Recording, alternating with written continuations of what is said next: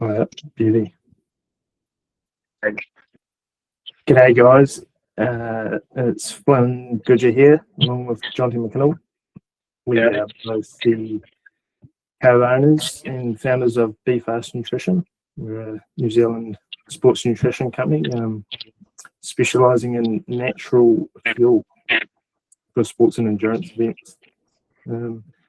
This channel, Building BFast, is going to be a bit of a behind-the-scenes look at the business side of running a small business. We're going to be obviously chatting to different people about business ideas, marketing, things along those lines. So today I'm going to be interviewing Jonty. He came up with the idea for BFast, so I'm going to sort of quiz him on his background, how he came up with the idea, some of his beliefs around business, and yeah, we'll just try to dive into a bit about what his thoughts are. So Jonty, just want to give us a wee rundown on yourself, maybe what you're doing before you started this business, how you come through school, things like that. Yeah, sweet. So I grew up in Otago, rural Central Otago, so in a small town called Ettrick. And throughout school, I was into footy mostly, but also dabbled in a little bit of road games and adventure racing, just the old school adventure race. Never did too super well, but just had fun. And then, high school kind of pissed around a wee bit. Didn't have any real purpose. And then my auntie and uncle hit me up for a job, beekeeping. So I jumped on that when I was 18, started working the hives. That was sort of my school job, or like during school and holidays, I'd go beekeeping, and I loved it. And then decided to go and study after that. So I went to SIT in Invercargill, wanted to become a personal trainer because I was into powerlifting, but more so sort of found S&C work. So 3 years for a degree in sports science and worked with the Southland Stags for a year or two in the pre-academy and academy for a few more years before that. So yeah, that was sort of the background, and then came back after traveling and decided I wanted to continue beekeeping. And in the back of my mind, that's when the sort of a wee idea popped through. But yeah, that's sort of the background of pre that. Yeah. So from that time when you're at school, growing up, what were your thoughts on business? Did you grow up around business owners? Did you want to be a business owner one day? Yeah, well, the traditional sort of thinking around here is you either settle down, own a farm, or you run an orchard. So I guess that's a line of business, but it's not, it's kind of bread and butter stuff. You put your fruit on the stall and sells over summer, you export your fruit away. So that's kind of what I grew up around. I didn't grow up around tech business or any of that other stuff. So yeah, it was pretty basic knowledge around how marketing worked. I mean, marketing for a fruit stall on the side of the road, just drag a sign out and say fruit with a bloody arrow pointing in. So yeah, to be fair, business, I kind of always wanted to not be 9 to 5 grind, because I love going and doing other stuff or being flexible, but I didn't know that too much about business side of things, on that sort of terms. Yeah, awesome. Was it obviously getting into the honey sports nutrition looks like an obvious sort of leap there. Was it a bit of a light bulb moment, or is it something you're sort of thinking about for a while? Yeah, it came down to a research study on carbohydrates and fueling for athletes, and it was talking about, we're studying the consistency of carbs. So like a higher carbohydrate source will be more like a gel, and then lighter carbohydrates maybe more like water. So like a heavy per gram gels. And then I sort of thought about maple syrup and making my own with maple syrup, and then I realized it's like sitting there like kind of a light bulb moment. Like you say, I was like, shit, what about honey? And then sort of did a bit of research into it, and I had a classmate at the time I also talked to, and we were like, shit, this could go off. This is during lockdown as well, so I was just trialing it out, and then I kind of played around with packaging and stuff, and then, kind of didn't really know too much about the whole thing, so went sideways and put the back of the mind kind of. Was the reason you didn't really pursue it, was it a bit of a lack of a plan or a lack of a vision for it? Yeah, so I did. Yeah, big picture was not quite there, but I suppose it was almost overwhelming in terms of like sourcing, packaging, and getting, it was sort of got a logo drawn up, and then the logo looked like another logo. So spent a bit of money on that, and then to try and reset it because it looked like another logo, and you're sort of like, motivation probably dropped as well. So I was like super excited about it, and then I suppose lack of planning and just probably discipline as well a wee bit, just not pursuing it, because as soon as things got a little bit tough, you think it's all going to be super easy, but it's definitely not. I guess in the sports fuel world, honey gels aren't very common or common at all. So that must have been a bit of a factor too, where you're sort of creating a new product to put on the market, not knowing if it's going to take off. Yeah, you're right. Well, back then, I think it might have been one American brand that was selling honey gels in New Zealand. Like, I mean, I think in New Zealand, sports nutrition isn't well utilised by the whole public who are doing it. I think there's still a bit of a red flag around carbohydrate use, just by the low carb movement. So that there as well, like, people not wanting to buy it, or people just not really understanding how it works. Even when I first started running and stuff when I was younger, an energy gel, I didn't really understand what that was. I thought, eating a bag of peanuts would be like enough energy, but it's that carbs that we need. So I guess it's just a whole heap of factors, and that people may not know if it's right for them, or are a bit touch and go on using honey as fuel. For sure. BeFast has sort of been going properly, you could say, since around winter now, probably good 6 to 9 months. Do you want to just give us a rundown of that 6 to 9 months, some of your roles, what's happened with the brand?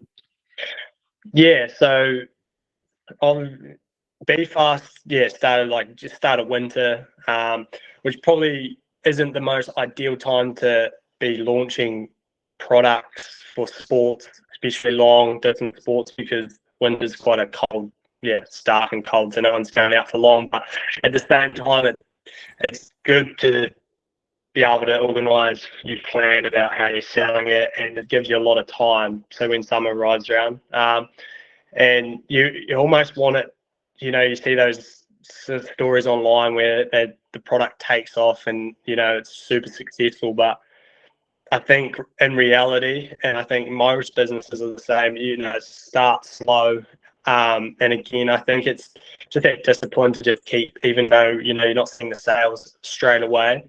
And especially at the start, like seeing some sales where it gives you quite a good buzz. You're like, shit, someone's buying this product. And now even sales coming through, I need to remember that that feeling when people were buying, when you're selling products, that rush that it used to give you, just keep that going through, keep motivated. But I think it's slowly starting to ramp up a bit. Definitely with the sales. Did you have any, I guess, expectations or any numbers in the back of your head when you started?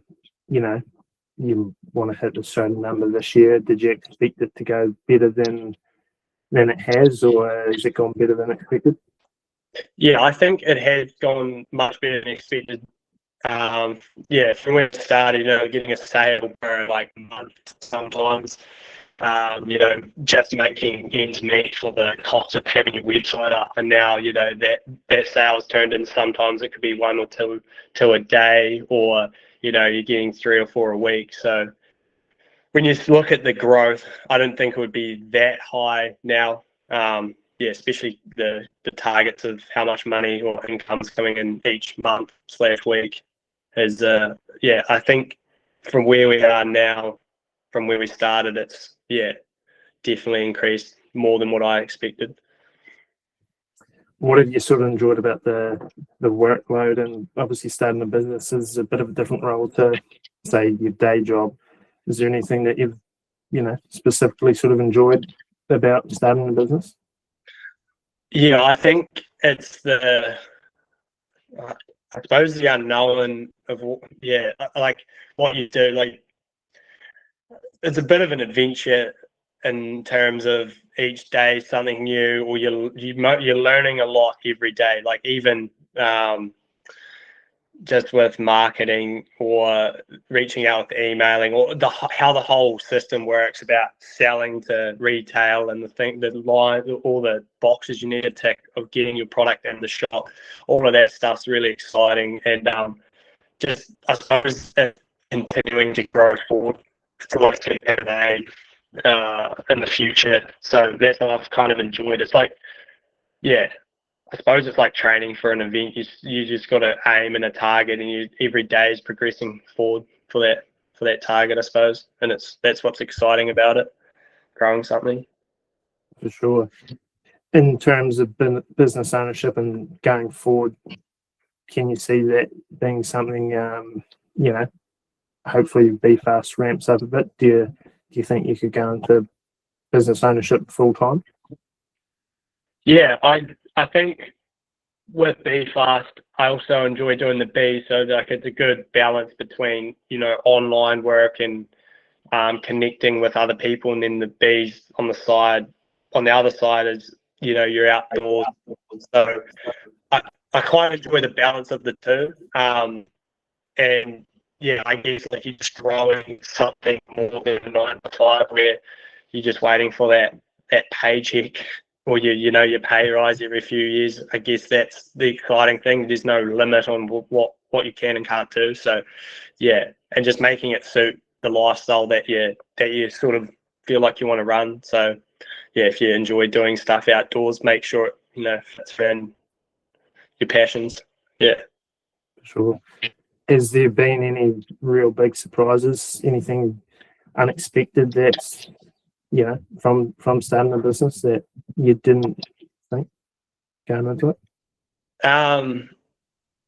Yes, unexpected. I suppose the people we've reached and the feedback we've gotten so early is quite, unexpected. Like a few names that you probably wouldn't expect to ever really associate with you and the product. That's not being expected. I guess just the whole having it there and it's working in the background, yeah, I guess the whole thing's been pretty unexpected in terms of the growth of it. But yeah, I'm not too sure other things that have been unexpected, but yeah, just definitely that connecting with people that I normally wouldn't have ever connected with. For sure. Just to sort of wrap up, is there any wee small wins, that happen throughout the journey that just keep you interested and keep you wanting to, push the brand, make a better product? Yeah, a few small wins was, I think one big win was getting a packaging from, or a type of packaging come here from China, and putting the product in there and then using it in training. That, it's pretty cool when you're out training to use your own stuff. And then I think another one was having the kitchen and just being able to experiment with different flavors and types of gels. I think that's a massive win, because it just gives that variety on flavor, and and having a bar that you can actually eat when you're running up a hill has been another big win. And then just the all the things we've learned, like marketing wise, Instagram, and how to connect with retailers and stuff. That's all like wins. You know, when you do it again, you're always just going to be a bit better at it. And then our last thing would be probably just the people we've touched base with again. Yeah, it's pretty cool to see people sharing it on their stories and stuff, and happy in the reviews coming in saying that they've really enjoyed using the product. So yeah, I think there's a lot of wins, and all of those little successes keep you moving forward, makes you want to keep growing it, I suppose. Yeah. Obviously, it's only very sort of small at the moment, and you could call it a side gig. Is there anything you'd do differently, or any advice you'd maybe give yourself, like you said, a year ago, but knowing what you know now? I guess probably just doing differently. Just keep like trying to improve what you're doing. Like at the start, I was pretty. I don't know. I felt like I would play on my strengths and just leave the weaknesses to chance, I suppose. But now I think if you've got your strengths in business, and then you try and identify what you're weak at and try and improve those as well. So if you are strong at, I don't know, making some sort of content, then do that. But also if you're weak at trying to, I don't know, like talk to people about business or go into other businesses, just go and practice, because that's the easiest sort of thing to do. You know, you're never going to be great at the things you're bad at, but it's just time under tension, really, getting those things right.